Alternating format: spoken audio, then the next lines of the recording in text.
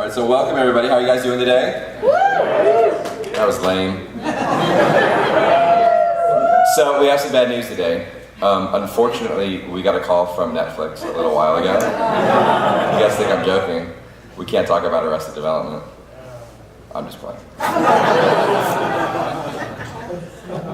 So, I was actually going to stop by the store on the way here and get like a couple boxes of frozen bananas with like chocolate. And I'm kind of glad I didn't because I think I would have run out pretty early. So, I'm not going to talk too much. I'm going to let Dean talk. But, so Dean.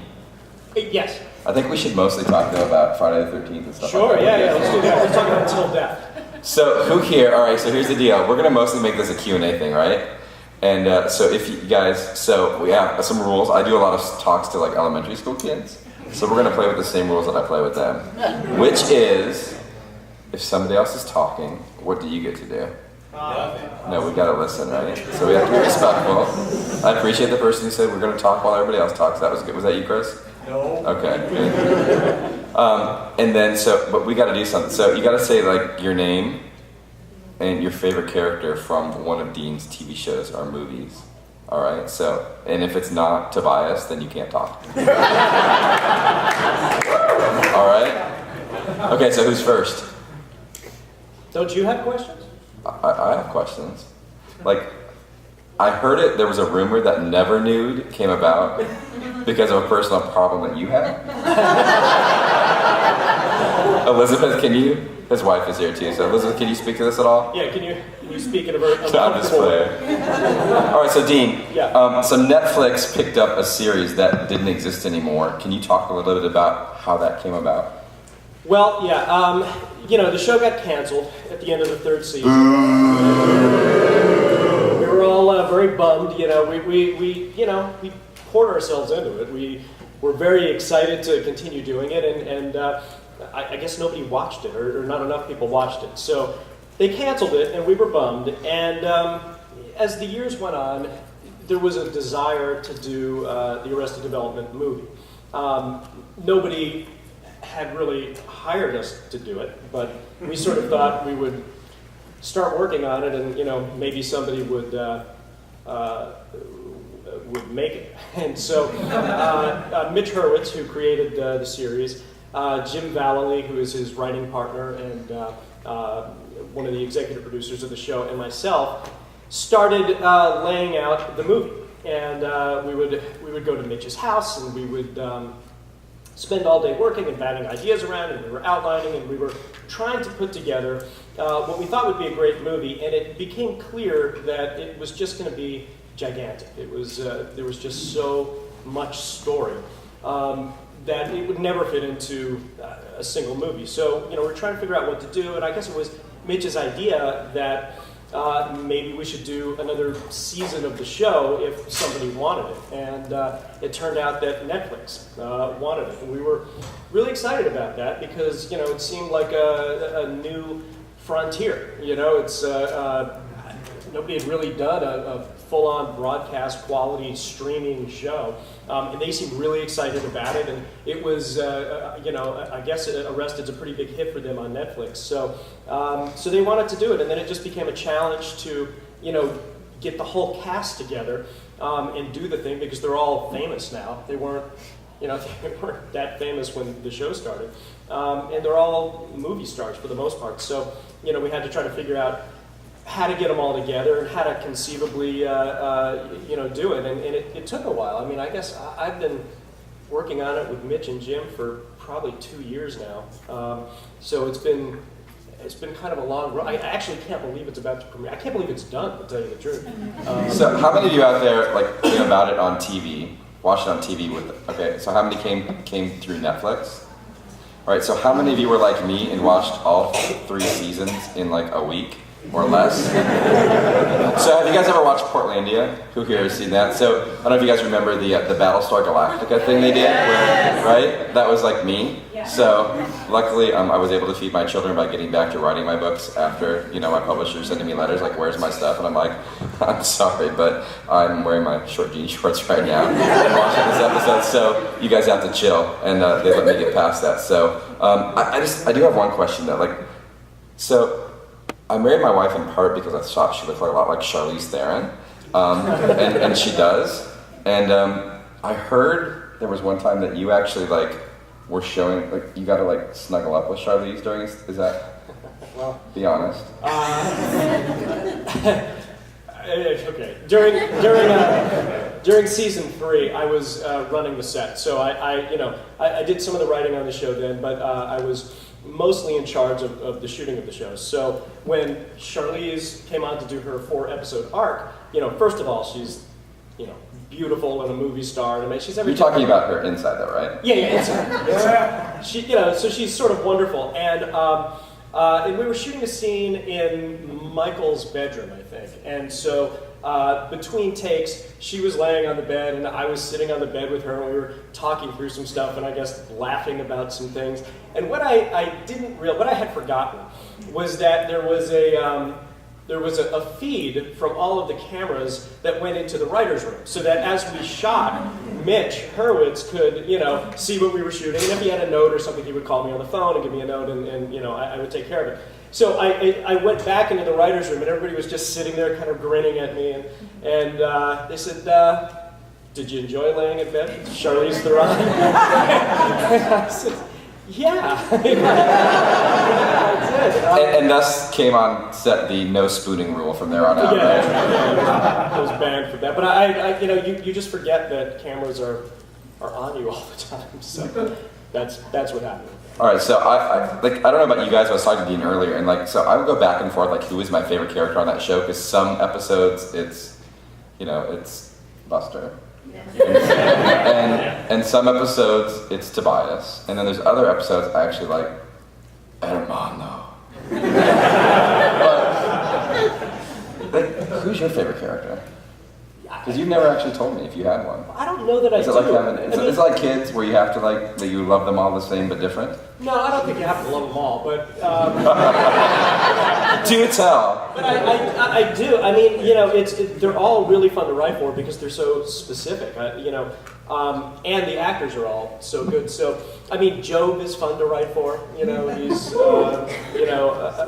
they're all pretty fun to write. Tobias, I have to say, is a lot of fun. The fun thing about Tobias is all of the illusions, which are fun to write. We have one of the writers on the show is this guy, Richie Rosenstock, who's a really great writer. And he's particularly good at writing Lucille. And Jessica Walter loves him because she's, she thinks of him as her muse. In fact, when we were doing season 4, she came into the writer's room and we were all panicky a little to see her come in because you're like frightened rabbits in a writer's room. You're not used to actors necessarily coming in, and she came in to say how much she loved the scripts. And there's my Richie. And she was very excited to see him. And she said he gives good Lucille. There's a T-shirt, right? So that'll be available on Zazzle after this. We'll give you the URL. But they're all kind of a pleasure to write for. I know that seems like a cop-out, but they're all, I like them all. But it is, I guess Job is particularly fun to write for. But so how much on set do you end up, do the writers get to because you're working with some pretty amazing comedians in and of themselves, right? Yeah. So a lot of times when we watch shows like that or The Office or stuff where it's like it feels sometimes like how much is actually ad-lib? How much freedom does an actor like that get, and how much is it scripted and we think it's maybe some ad-lib but it's not? And how much do you guys struggle back and forth with that? It's a very scripted show. The scripts are long and they're dense and they're complicated. So we would always make sure that we shot the scripted material and shot it in such a way that we felt we had it, And so then, once we got it, if somebody, an actor who particularly liked to improvise, like David Cross is a guy who really likes to improvise and is great at it. If they had an idea and wanted to try something, we would then, in addition to shooting the scripted stuff, try it. And a lot of times that's the stuff that made it in. And in this last season, Mitch Hurwitz he co-directed the entire season. So he was on set the whole time, and as a result of him being on set, I think there was a little bit more playing and a little bit more improv because he was there to kind of help move it along. So, but it is even though it has the feel, I guess, of being an improv show, it's not really. It's a very scripted show and with a little bit of improv in it. And the actors are all really talented. I mean, they can, they can take the ball and run with it if you ask them to. But it's such a complex, particularly this new season is a very complex show, and so you can't go too far off the rails, or it'll just stop making sense. But so what's one secret, if any, that you can say about what we're going to see coming up? Even if it's like, here's a guest star you would never expect. Well, it's what kills me is that this panel is happening like literally a day before it's about to be released, because I would love to sit here and have you all have seen it and then talk about it. But nobody's seen it. So and we've been trying really hard to not talk about it. That's why there has been very little has been shown of it. I mean, I guess we put a trailer out and there's like a scene or two. Actually, I heard today they put out a few scenes. Did anybody see those? What are they of? The ostrich, the smoking with Lucille and Buster. And what else? Wait, so like smoked turkey, like they cooked an ostrich for Thanksgiving, or there's an ostrich who's like. Okay, you got to break it down. Okay, this scene's online. It's it's Lucille. I'll describe it, but it's basically Lucille is stuck at home under house arrest. She's got an ankle bracelet on. She can't leave the penthouse, and she also can't go out on the balcony because it'll set off the alarm. But she wants to smoke, but she's not allowed to smoke inside of the penthouse. So to solve that problem, she smokes and then blows the smoke into Buster's mouth. And then Buster runs out onto the balcony and exhales it and then runs back in to get the next Mother! Yeah. And the only reason I say that is because that's out. It's widely available online. I thought he was going to blow it into Liza Minnelli's mouth. Well, Liza Minnelli's in it. This isn't really so much a secret, but it's. I mean, the whole cast is back. All the regulars are back, and virtually all of the supporting cast. All the blah blah blah. Basically the whole supporting cast is pretty much back. I don't know that we don't have anybody. So it's not true that Justine Bateman took the place of Jason for 2 episodes. She did not. Okay. Although she was in season 3. Okay. And she was great. She was great. I had a huge crush on her. Well, we all a little bit, yeah. And I got to meet her. Which is awesome. Really awesome. My old crush and my new crush. Yeah. Charlize. And my wife, who's also my crush. All right, so do we have any questions yet? Have we triggered any? Yes. Name? Kevin Patterson. Kevin Patterson. And social security number? Okay. So your favorite character from one of Dean's projects that he's worked on? I think God is the magician. God is fantastic. He's pretty awesome. And your question, sir? You mentioned how dense the writing is. Yeah. It's incredibly dense. There's so many connections across episodes. Like, how do you write something that dense? What's your writer's room look like? So his question is, for those who couldn't hear in the back, so he's acknowledging the density of the scripts, and so the question is like, how do you write that when things show up in like one episode and 7 episodes later, like sprinkled out, like how do you do the interconnections and kind of what's the overall writer's room like? Well, this season is a particularly extreme example of that. In prior seasons, the shows were not that serialized. Even though there were callbacks to things in prior episodes, it wasn't like one big serialized story over the course of a season. Although we would do arcs, like the Charlize Theron arc was a 4-episode arc. This new season is very serialized, and it's done that way because one, that's Netflix's model. That's what they're excited about. They like putting stuff on that's very serialized, and so it required a lot more planning in advance in terms of the scripts than we had done really even on the prior seasons. In addition to that, we also had the complication of we didn't have all the actors together at the same time all the time. So we had to cross-board a lot of the show, which means that if we were on location in the desert or something like that, we would have to shoot all the desert scenes across all of the episodes during the days that we were there because we had a particular actor there. So it meant that everything had to be plotted out very, very far in advance in order to be able to do that. And so in addition to that, with the new season, there was a desire to make it very, very rewatchable.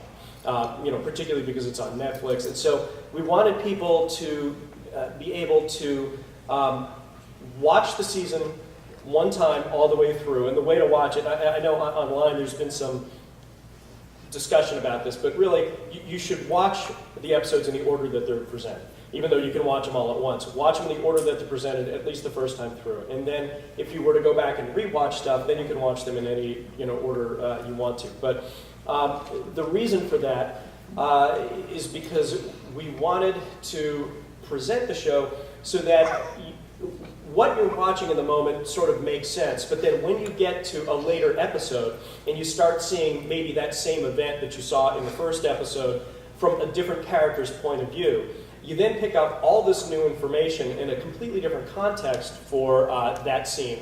That then you could go back to that episode, the first episode, and rewatch that scene and see that what was going on in actuality was completely different than what you thought was going on the first time you watched it. And that's true of the entire season. So it was very complex because it had to, all the scenes had to make sense and be funny the first time you watch them, even though what you think you're seeing isn't necessarily exactly what's going on in that moment. And then it also had to make sense and be funny when you went back and looked at it, which is a long-winded way of saying it was a very complicated show to break. And so the way we did it was Mitch, Jim, and I spent a lot of time just outlining and coming up with ideas, and then the writer's room sort of filled out. We brought in a few other people. Michael Cera was on the writing staff. And was great. Turns out he's a terrific writer. And a lot of times, actors will drift in and out of writers' rooms, and sometimes it's helpful and sometimes it's just fun. But he really can write. And so we sort of filled out the writers' room, and here's how it was broken down. Initially, Netflix bought 10 episodes of the show, and each episode was going to be centered around a different character. So episode 1 would be Michael, episode 2 would be Buster, or whatever it was. In the outlining of it, that grew. It just got very complicated. So there's just a lot of story. So we ended up making 15 episodes instead of the original 10. But when we started, the way that we, I have to explain, the way that we laid it out, if you're interested in process, was, we had a writer's room with four walls. And so we started here by putting up each character's name. So it'd be Michael, George Michael, Buster, whatever it was, that went all the way down here. And that represented, each name represented an episode. Then, going around the room, we put up cards representing every beat of that episode. So, whatever the first beat in the Michael show was, that would be written on a card represented here. So what is a beat? So take an old episode. A beat would be, and I'll just make one up because okay. I don't want to say anything. Yeah, in the nothing from anyone. Michael buys a bulldozer. Okay, so so that would go up here on a card. So then that line for Michael would go. There were so many cards that it would go all the way down this wall, down that wall, down the back wall, and then would come back to this wall. And that represented the Michael episode. Then we had that for every single character, so it went all the way around the room. And then, and I'm not sure I've seen this before, because so many of these beats are repeated beats in the sense that you'd see one scene in the Michael episode, and then you'd see that same scene, say, in the Job episode. So it's the same scene, except we're now watching it from a different point of view with different information. So we take a piece of yarn, and we go from that scene here down to that same scene. The beautiful mind of Arrested Development. So it looked like, I think David Cross, I saw he did some interview about it where somebody asked him what the writer's room looked like, and he said something like, it looked like a serial killer's lair. It was crazy. It was crazy. And so off of that, then we would make outlines, very, very detailed outlines. And then... So wait, so who picks, so I'm assuming if you have an entire 4 walls, that's not all going to make it in the episode. No, so it's all in the episode. It's all in the episode? Yeah. It's just because, as you know, with Arrested, it's really, it moves very, very quickly, and there's much more story in an episode of Arrested than there is in most television shows. So you have to... Let's pick one that we don't like what? Like Modern Family? I love Modern Family, I'm totally joking. I Want to Be Cameron, which is kind of weird. Let me take an example. Like, on a typical sitcom, you might have, I don't know, you might have 12 or 13 or 14 scenes it varies a lot, in a typical sitcom. And so you have Which is what, is that 18 minutes or what's like the typical, what's say your around 20 minutes. Okay, 20 minutes. But on Arrested, like in season 3, it wasn't uncommon for us to have 80 scenes, 90 scenes, just because so many of those scenes would be something like, literally you would cut to Tobias and Kitty in a hotel room, and he would point and go, "They're blue too," right? And that was a scene, right? So you have to write it and script it and build the set and go there with cameras and shoot it and all that, even though it represented just a moment of screen time. Right. And so, so there's just a lot of story, and it was a lot to keep track of, to tell you the truth. So what do we call it, like on the end, not quite the bumper, but like when you have next up, like coming, Oh, we call them Beyond the Next. Okay, Beyond the Next. So do we have those in this season as well? Yeah. And so how do those, because those are never, like those aren't actual, those are like... No, they're all jokes. They're all just, it's never anything that actually appears on the, although I think... So when are those written? Like what? Like is it like the episode done and then you guys? It's almost like Yeah. kind of an outtakes thing, and then like what? Like those seem to be really fun. Were those like the icing on the cake? Did you guys have a lot of fun with those? They are really fun. They're really fun to write. Yeah, basically, for the most part, they exist outside of the story of the episode. So usually they're things that are just purely funny that we just thought were funny, and occasionally we would use them to end a story. So the final beat of the story might become on the next. Okay. If it was a funny, final beat, and it sort of made sense to do it. But we were constantly looking for more of them because it seemed like you'd be exhausted. You get to the end of an episode, you'd be exhausted, and then somebody would go, "Oh, we haven't done the on the next," and so then you have to sit there and try to come up with these big beats, But they were they're fun to write actually because usually they're there just purely for a joke. All right. So did that answer your question, sir? Yes. Okay. Good. And I'll teach you to ever ask a question. Yes. Debbie, Name. Debbie Ingersoll. Debbie Ingersoll. Baby Buster. Baby Buster. My question is, Ron Howard coming back as the narrator? Is Ron Howard? Have you guys heard of Ron Howard? Right? He's the like OB. That dude. So is he going to come back as the narrator? Yes. Yeah. It'll look and sound just like So the show you. why, like, here's my question: is why do they never appear as Richie and Fonzie? And like, this is a natural fit for me as a crossover in Arrested Development for Richie and Fonzie. Yeah. That's maybe why I'm not in the writers' room. Well, like that. yeah. That was, I don't know why we ended up getting so fixated on Happy Days. but It's a great show to get fixated on. One of my guess prized possessions of the 70s is like my iron-on decal Henry Winkler shirt going, hey. I was a cool kid because I had that. Well, yeah. I mean, it was kind of exciting when we were trying to cast blah blah blah. Right. And and then as you go through all the the list of people, then it was like, well, let's get Scott Baio. I mean, he was. Of course. Yeah, we got really fixated on Happy Days. I guess it was just because of Ron, but. Yes, Superman. Jalen and I really like George Michael. Jalen really likes George Michael. Who's an excellent writer. I don't know if you've heard that. During the original 3 seasons, was there a moment that made it into the final product that wasn't scripted? Was there something that made it in the first 3 seasons that wasn't scripted? What, out of the moments that weren't scripted, what was your favorite that made it into the final? So what was your favorite unscripted moment that made it into a final episode of one of the first 3? they're such small things. I remember one time we were shooting something with David Cross that took place in, what was it like? A pansexual bizarre restaurant that was like a... That's enough said right there. What do you probably remember? I don't remember. Oh, it was called Swallows. It was... The bird, right? What's that? About after the Yes, bird. After the bird. Yes, thank you. And you know, and by the way, this wouldn't even seem like writing, but it is.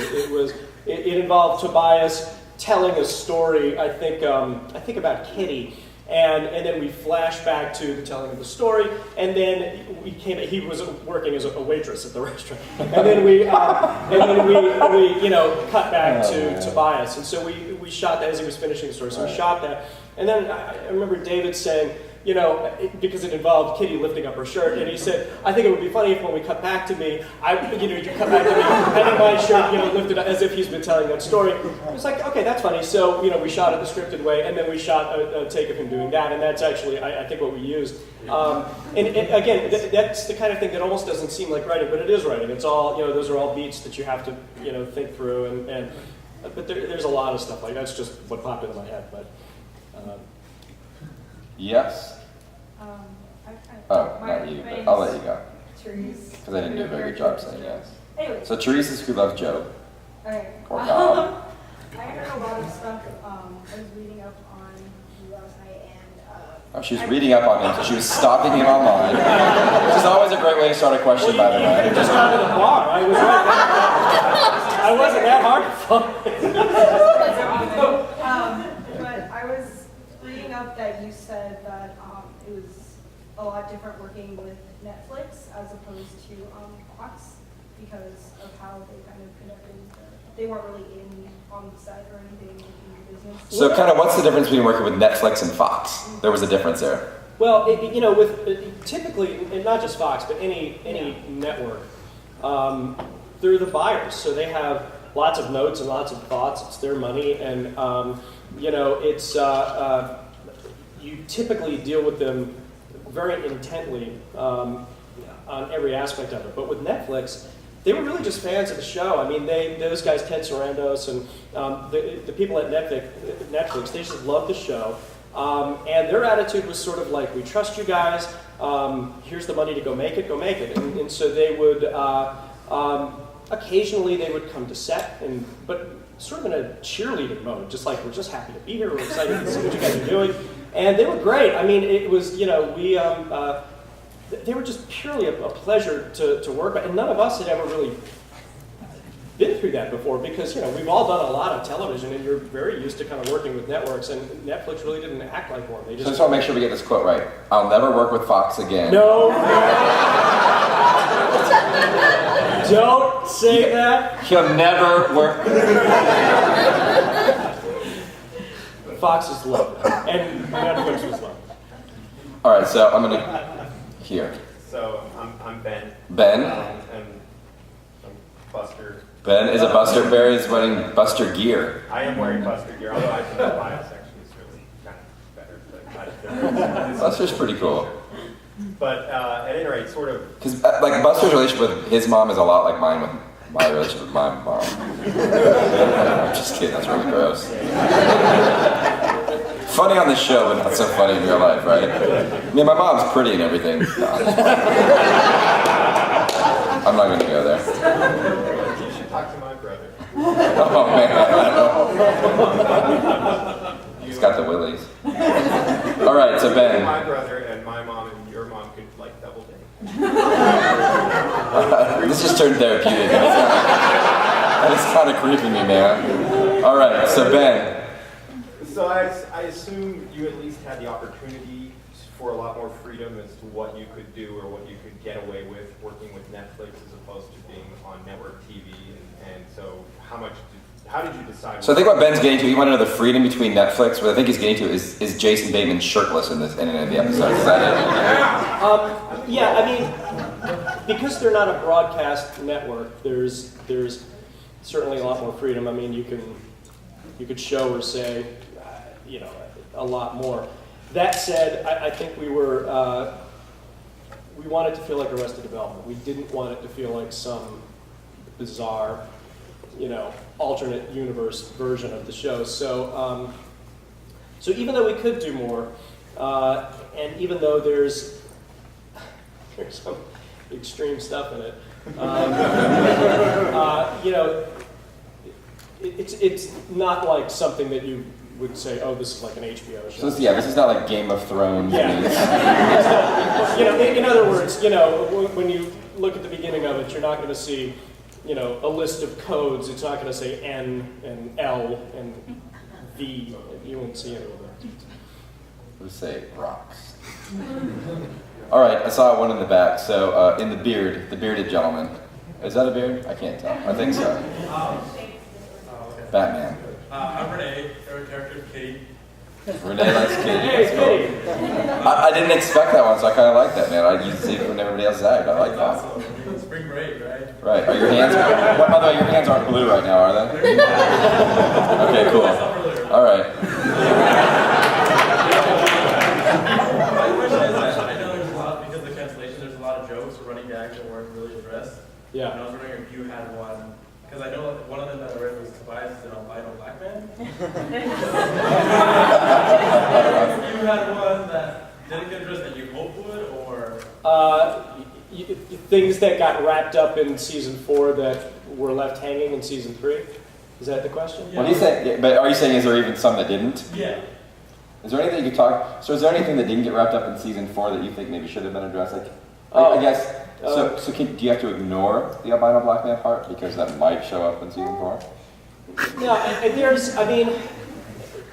there's certain stuff that's left hanging at the end of season 4 because it's our desire that this lead into either a movie or another season of the show if Netflix wants it or something like that. So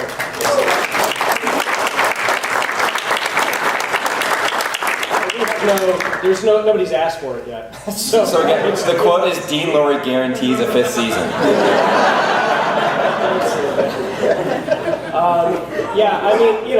Everybody would love to do it. I hope it can happen. There's a lot more story to tell. So, I hope we have reason to do it. I hope you all like it, and then they want more. Name? Jonathan? Jonathan, whose favorite character is? Joe. Like, was he in My Boyfriend's Back? I don't. No. No, he was Although there not. were a lot of people in that one. All right, there it was. Who was your? Philip Seymour Hoffman was in my I've heard of him. Yeah, he was in it. Cloris Leachman. I've heard of her. Who's that guy who was the lead of Lost? Matthew Fox. From Party of 5, that dude. Sure. That's all I know. But Party of 5. not- That was bigger than Lost. We'll learn everything. All right, so I can't remember his actual name off the top of my head, but we need to see more from Dr. Lewis. does anybody know who that actor The was? doctor who always says, Oh, I know who you're talking about. He's all right. I have nothing to say about that.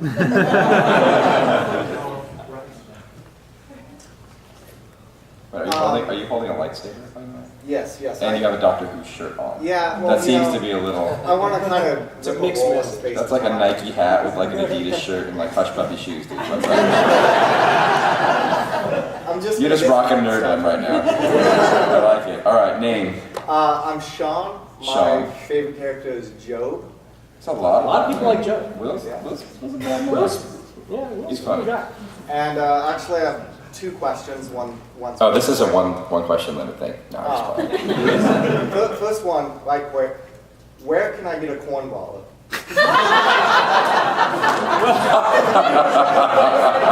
I don't know, behind the hotel after 1.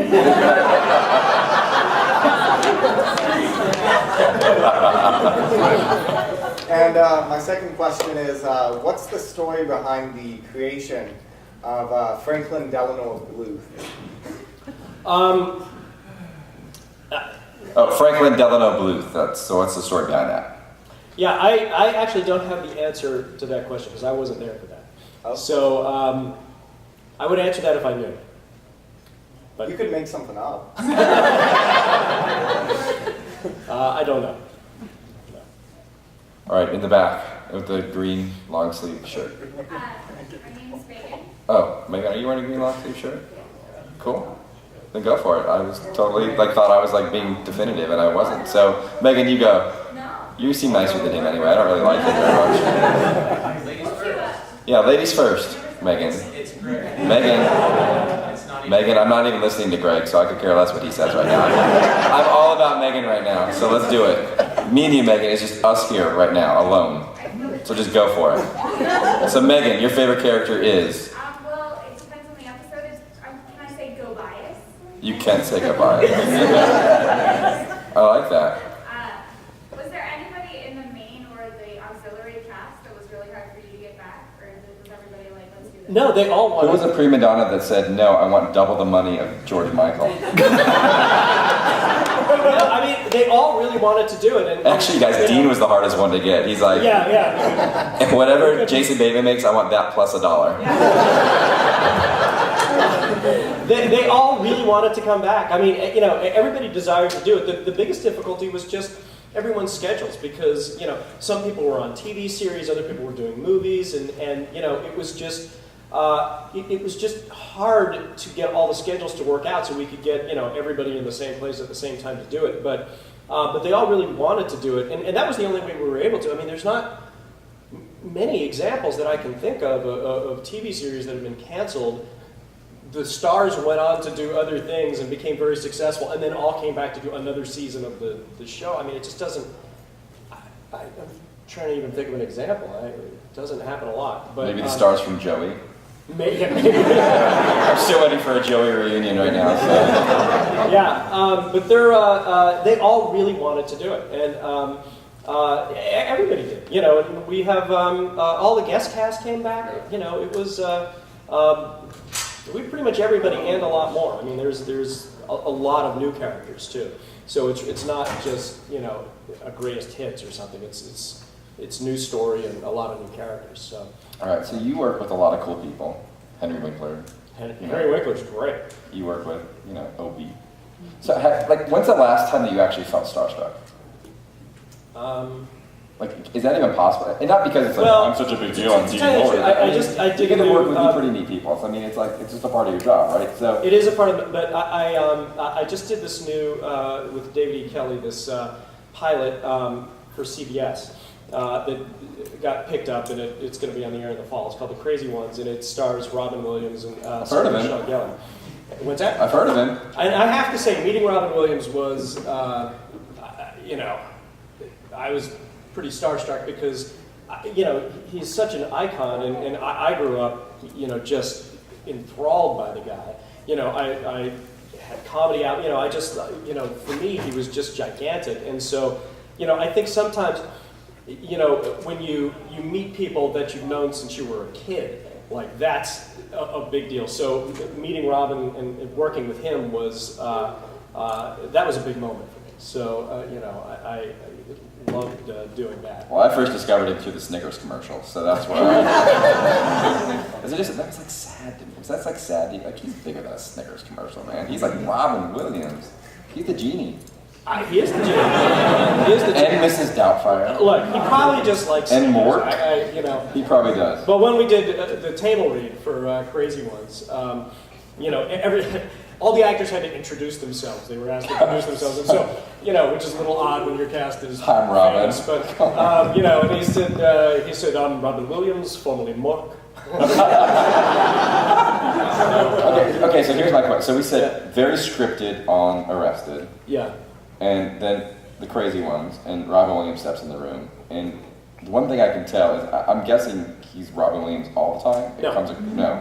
He's different from how I anticipated. I had imagined he would be a guy who's, very up and improv, and he can certainly do all that stuff. But he's not. He's a regular guy. He's like a nice guy. He's actually fairly soft-spoken in general. And he wants to come on and he'll do the scripted scenes, and he'll do that a few times and do a great job. And then with some encouragement and pitching around a little bit, then he starts bringing Robin Williams-y stuff to it. And he's He's great, but there's in Crazy Ones there's a good deal more improv than you would probably find in Arrested. Although this new season has more improv in Arrested than prior seasons. Somebody give me a time reference. It's 5 o'clock. 5 o'clock. So we'd like to spend the rest of the time. We're going to talk just about My Boyfriend's Back. Is that okay with you guys? Have you guys heard of that? It's Dean's first. Man, I mean, it's like 1993. Hey, thank you. Thank you. No, I was playing. Who's next? Dude, every time I can't get out of the room without looking at you. You're freaking me out. It's like, it's cool. You like the purple and the smile and the green.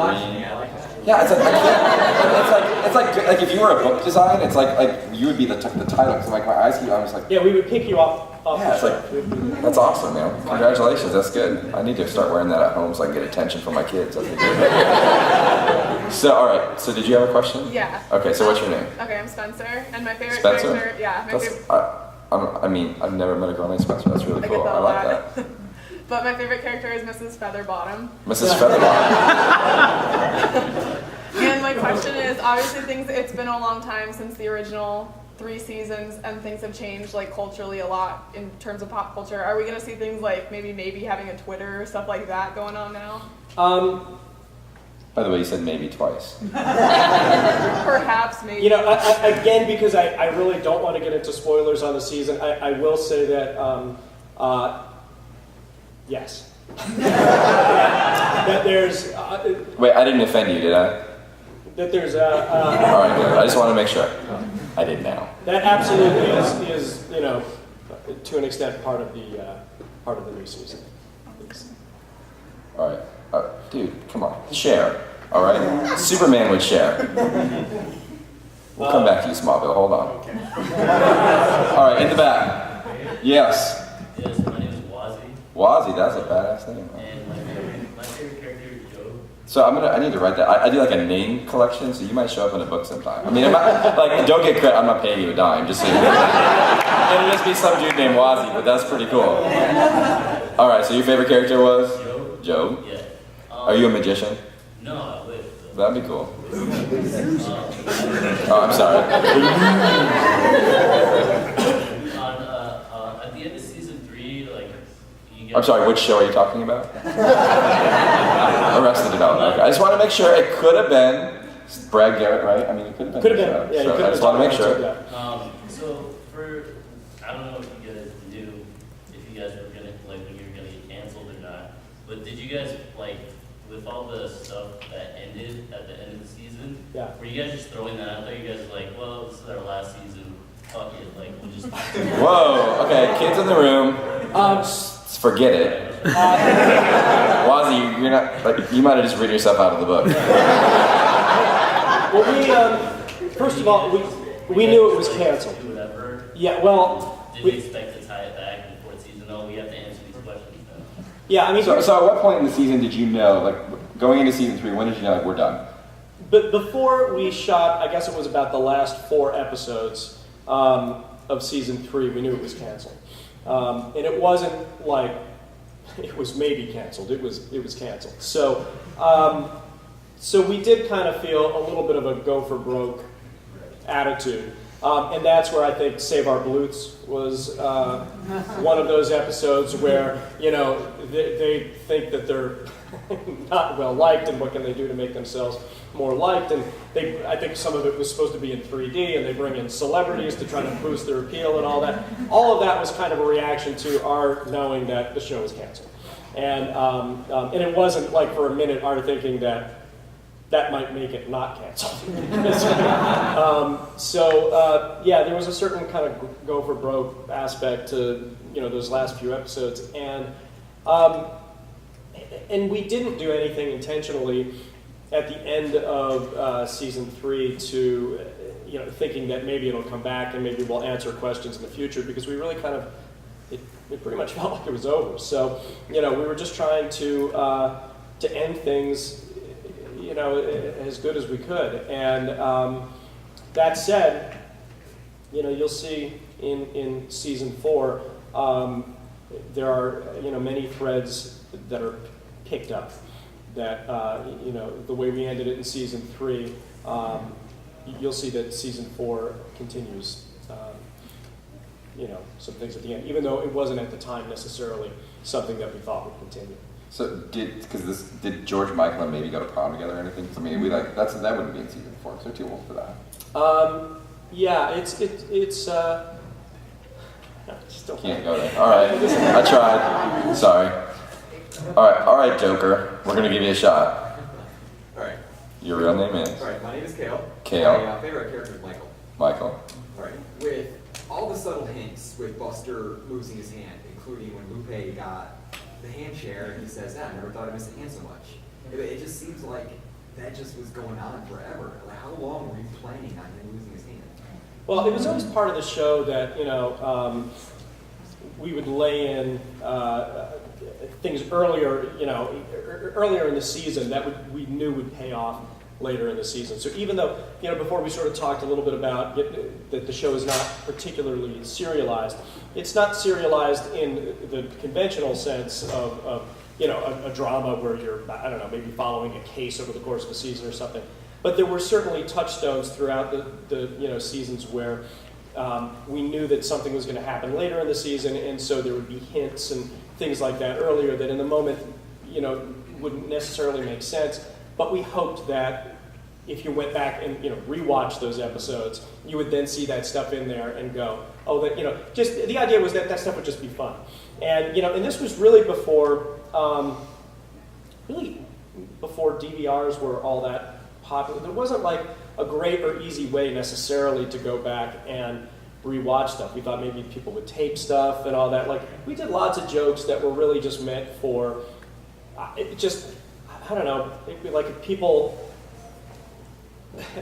just got crazy and just wanted to discover stuff, we would try to throw stuff in there. Like when we did We Britain, there was this whole thing, the legend of the Poppins, which is this, Mary Poppins doll that comes flying down a line in Wee Britain, and the camera sort of pans past a plaque that says something like "The Legend of the Poppins," and you couldn't possibly read it if you were watching the episode. But the idea was that if anybody ever desired to freeze frame on that, and at the time it was almost like, why would anybody? But it was just sort of like, if they ever did, and you read the plaque, it's funny. We spent I remember probably 45 minutes or an hour in the writer's room just trying to write that plaque. What would be funny and what would be, and again, you don't even really see it in the show. It's just, it's just a moment that if somebody wanted to discover it later, the hope is, well, that would be funny.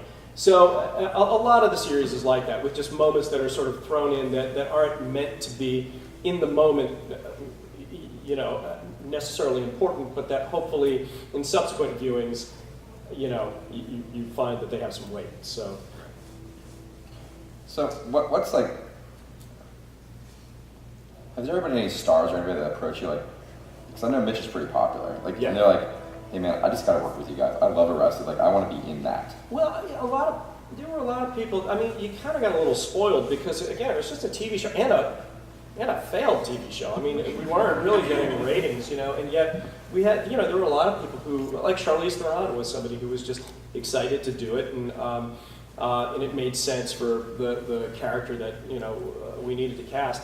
So, we ended up having a lot of people, she was a big movie star, and so we did get, Ben Stiller, so we did get people that you wouldn't otherwise be likely to get, on just a sitcom.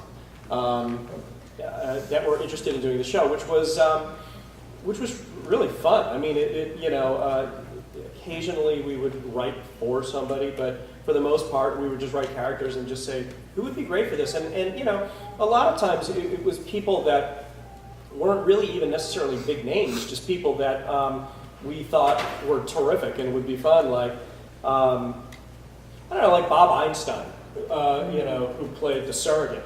He was a guy we all loved. Everybody loved Bob Einstein. He was Super Dave, and he was just a guy we all wanted to work with. We thought was hilarious, and we thought he'd be just really funny as this deadpan surrogate, and so, a lot of times it was just kind of people that we thought would be interesting. Scott Baio was another one who thought, he'd be interesting as blah, blah, blah. And, it's a real mix. If you look at the casting on the show, it's a real mix of big names and people that are just interesting and quirky, but maybe haven't heard of that much, and then and Liza Minnelli, you know, and just Heard her. you've heard of her. Yeah. And her mom. Yeah, yeah, and her mom, she was good too. I like me some Wizard of Oz. I have ruby slippers on. Will Liza sign them You for guys me? should talk more about your. Yes. My name is Thomas. Thomas. My favorite character is Carl Weathers. Oh, Weathers. Who played him again? He's awesome. That was He is awesome. Actor, I don't Yeah. Yeah, I love. That is awesome. He's great. That is awesome. I'm just thinking of Tobias and Carl. It is awesome. Things two out of it. You know? I like it. Yeah, he's a great guy. My question was just how a show like that can be translated into other languages, because I feel like I wondered about that too. Yeah. Yes. So he's kind of wondering about translation to other languages. Like, does it work? Like, how can you translate, Arrested Development to something foreign? I mean, I know they do translate it because I know that there was, a lot of pressure to try to get this season done in time, not just to meet the release date, but to get it translated because Netflix is worldwide. It needed to be translated into all these other languages, and I don't know. I mean, I guess it's funny. So I have no idea how it comes across translated, but I'm sure the Armado gag was huge in Mexico. That's right. Huge. That's right. Yes, and the white turtleneck. My name's Rachel. My Rachel. favorite is Uncle Jack. Who likes Uncle Jack? Yeah. And I was just wondering if you guys ever thought about going into Michael's wife's side of the family. So did you ever go somewhere other than? Right. Michael's wife's side of the family. No, we didn't. I'm trying to think if we ever really talked about that. It's kind of sensitive. She's passed away. You know that? Yeah. Yeah. No, we never really talked too much about going in. I mean, not to say that it couldn't happen, but What is George Michael's mom's maiden name? Oh God. I think it should be Lorey. Why are you asking me? It should be Lorey. Just give him a name. Just say it's Lorey. I'll do that. It's done. Yes. My name's Jody. Jody. I like maybe. Likes maybe. My Really? question is yes. See, she seems very inappropriate to me. Kissing your cousin? She's kind of just wrong. But she's very funny. My question is, did you feel like when you were doing all this that you were blazing a trail for other shows? Did you feel like you were blazing a trail for other shows that copied you like Modern Family? With the Netflix deal, because I feel Oh, like with the Netflix there deal. are other shows that are going to try that route. There are some doing Kickstarters and. Yeah, Kickstarters. Yeah, I mean, it was really Mitch's idea, and we were all very excited by it, just because it sort of seemed like something new. I mean, it just, not a lot of shows had done it. I think at that point they had House of Cards. Yeah, I think it was in production or was going to be going into production. But it seemed like this just completely new kind of untapped thing. And now it's, Amazon is doing a version of this. I know they have original content coming out, I guess Hulu or something. So it seems like this is something that is now going to be a little bit more prevalent. And as far as I'm concerned, it's like anytime there's diversity and more, buyers in the market, it's good for everybody. I mean, Jobs. It's jobs. Yeah. So we were really excited to do it, and we were particularly excited about this notion of delivering all the episodes at once. Because then we sort of thought, well, that might change a little bit how the storytelling goes, because then it's not so much just individual episodes, but it's essentially a miniseries. It's one big miniseries that you can watch from start to end, and hopefully it tells a big story inside of that. So that was part of the excitement for Netflix.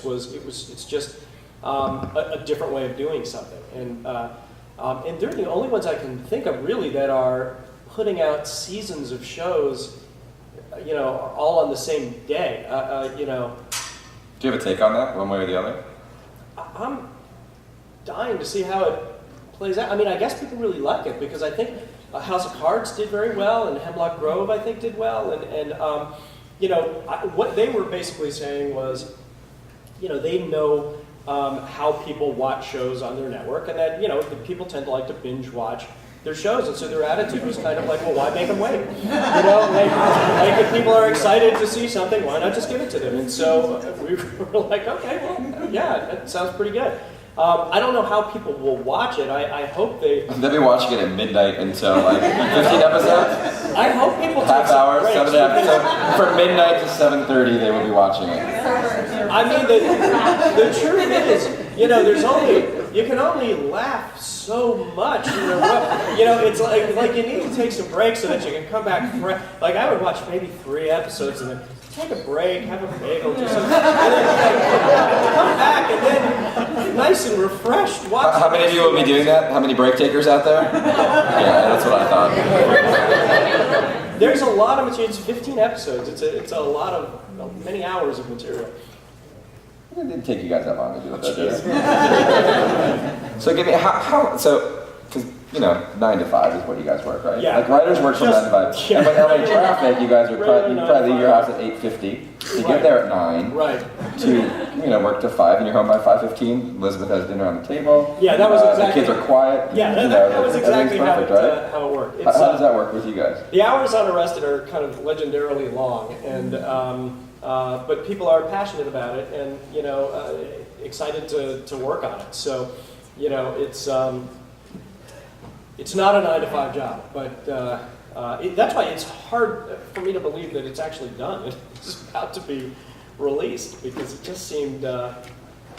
Literally, we were starting this. It was around 2 years ago that we were. I recall sitting in Mitch's house, he and Jim Vallely and I just saying, what could this be? I mean, what, you know, and then it was a movie. So it's hard for me to believe that it's actually about to premiere, and I think it's good. I mean, I hope people like it. Well, let me just say, on behalf of everybody in the room, thank you for doing it. Oh, right? Okay.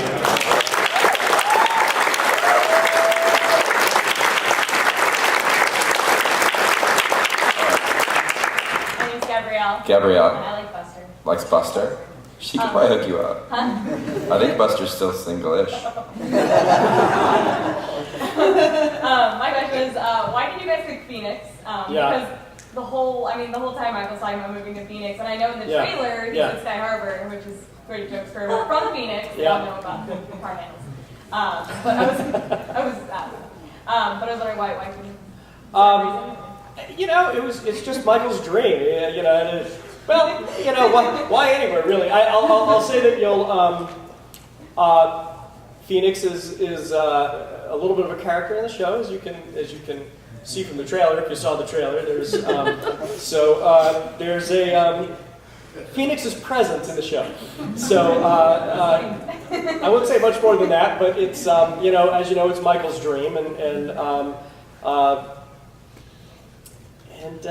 I'm a little hurt I wasn't an extra, moment. man. If Phoenix is in it, I'm a little hurt right now. If what? I'm a little hurt I wasn't an extra with Phoenix, you know. Yeah. You didn't get that call?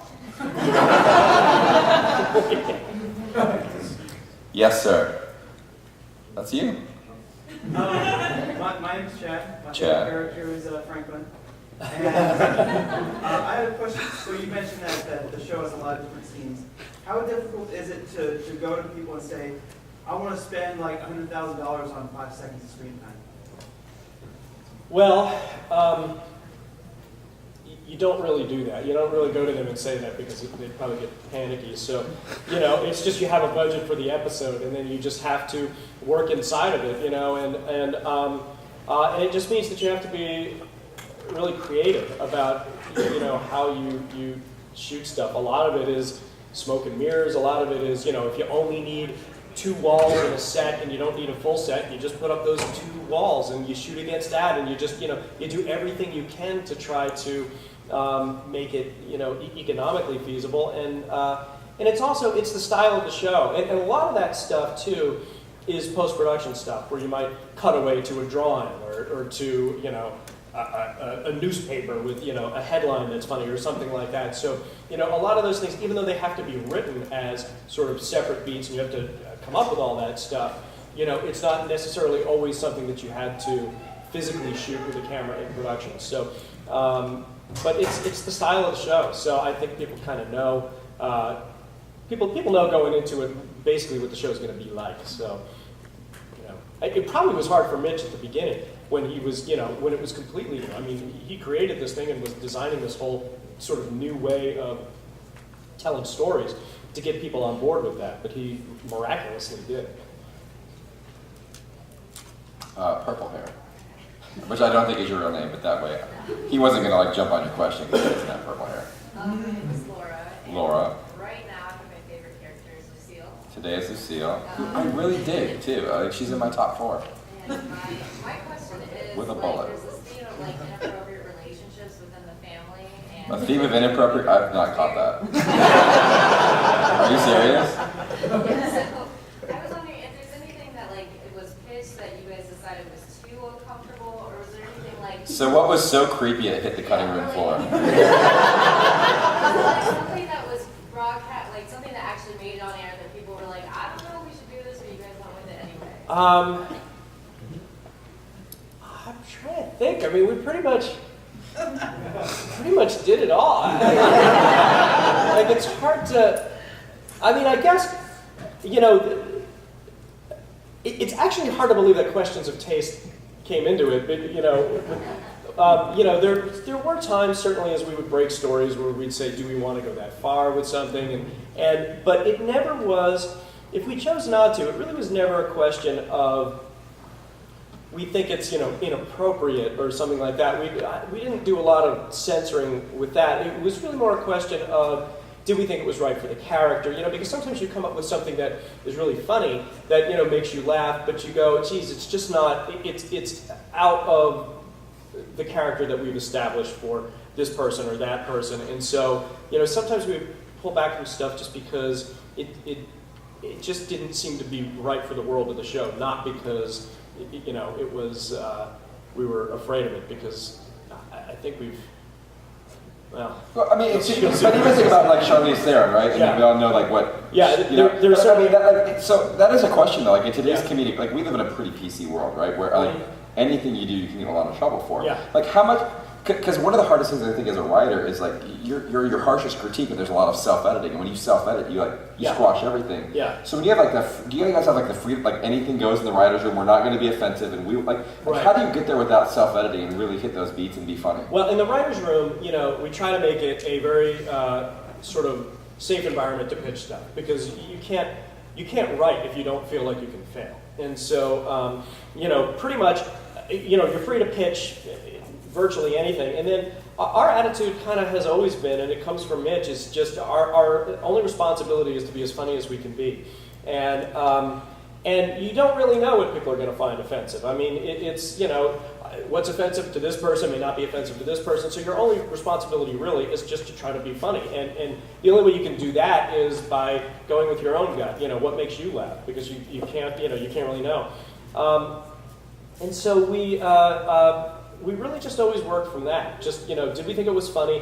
Did it make us laugh? And a lot of times the questions were more, you know, plot and story related than anything. And like, you brought up Charlize Theron, you know, with the Charlize Theron arc, it's, you know, for those that haven't seen it, it's Michael's in love with her, and she seems to be this kind of quirky genius, and then after he's going to marry her, and after 4 episodes, he and the audience discovers, hopefully at the same time, that she's severely mentally disabled, and that the entire time what he thought was signs of genius and work was just that he misread it very badly. And so a lot of that was, the discussions there were really just how do we make that credible? Like, how do we sell that? And it was, you know, well, first of all, let's make her beautiful, you know, because that would make, you know, him potentially overlook things, because he's a guy, and, you know, he's just blinded by her beauty. And then we thought, well, let's make her British, because British people sound smart, you know. And so, you know, so they do. And so, you know, it was, so a lot of those things were just really story issues. We're just, you know, what do we do to tell our story in the funniest way possible? And so that's where a lot of that stuff came from.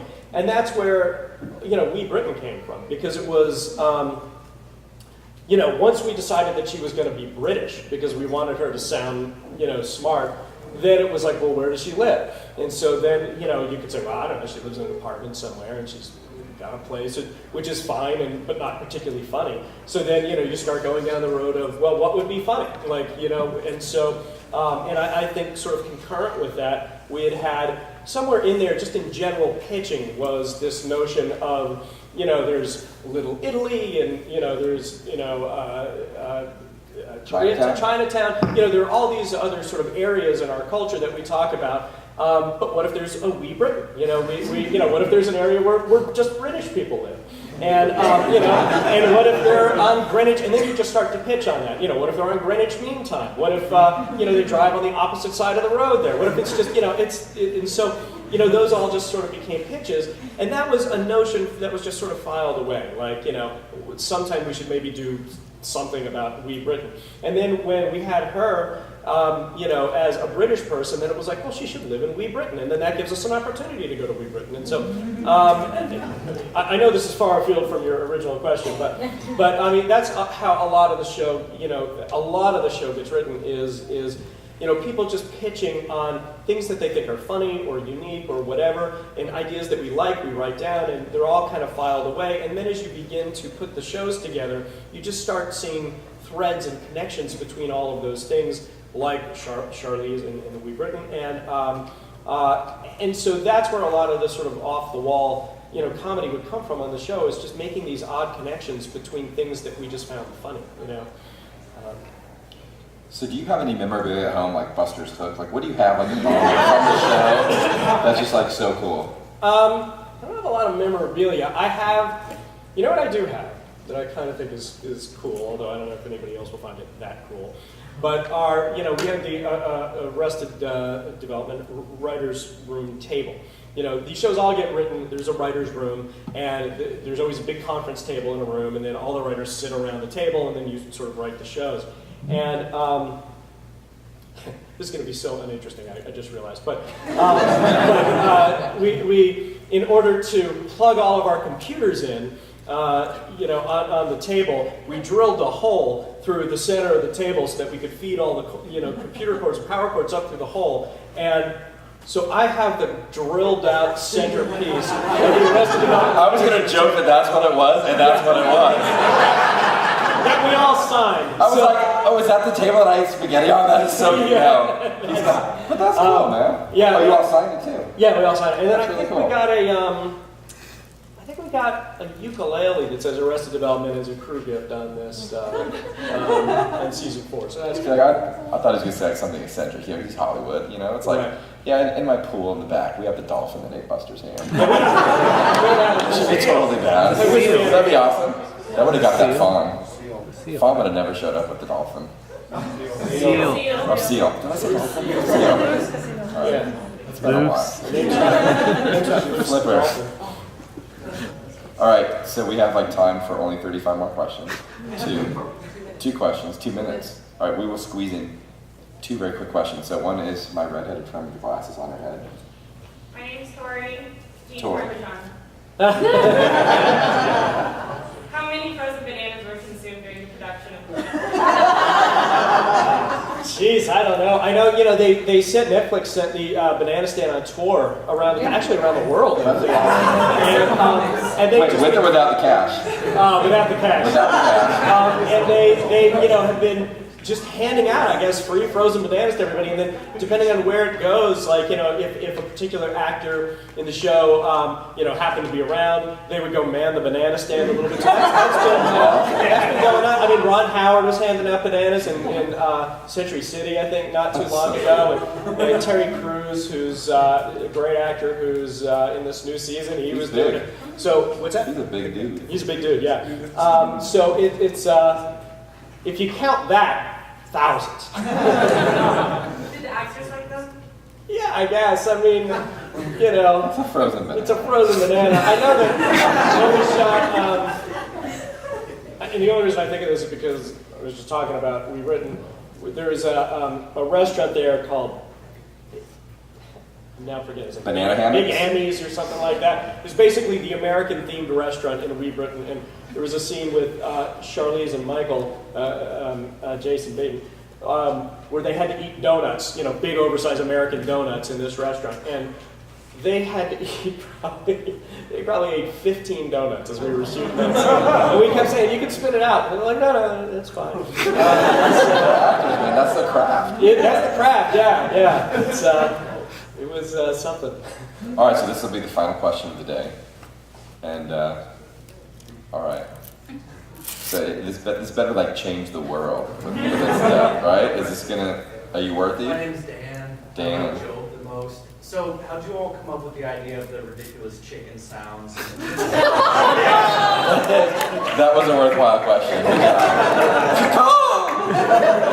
I mean, it really was kind of on the actors, it was scripted that they would do a chicken dance, and so it was sort of on them to come up with their own version of it, which I guess maybe was stressful, I don't know, they had to come up with their own unique thing, so I have to say it was them. I mean, they each came up with their own version of the thing, and I think they get asked to do it all the time. I mean, it must be tough for them because as they walk around, I think people are constantly saying, "Do the chicken dance, do the chicken dance." So yeah, they came up with a lot of that themselves. I mean, it's I think one of the great casts in history. It's like there's no weak links on that cast. And they're terrific. All right, so our job after today is as soon as these air, is do a social media blitz where we're going to tweet and Facebook all our friends how much we loved it, and we're going to tag Netflix in that thing so they see it, and we're going to make this so season 5 shows up next year, right? Yeah! All right, so let's say thank you to Dean.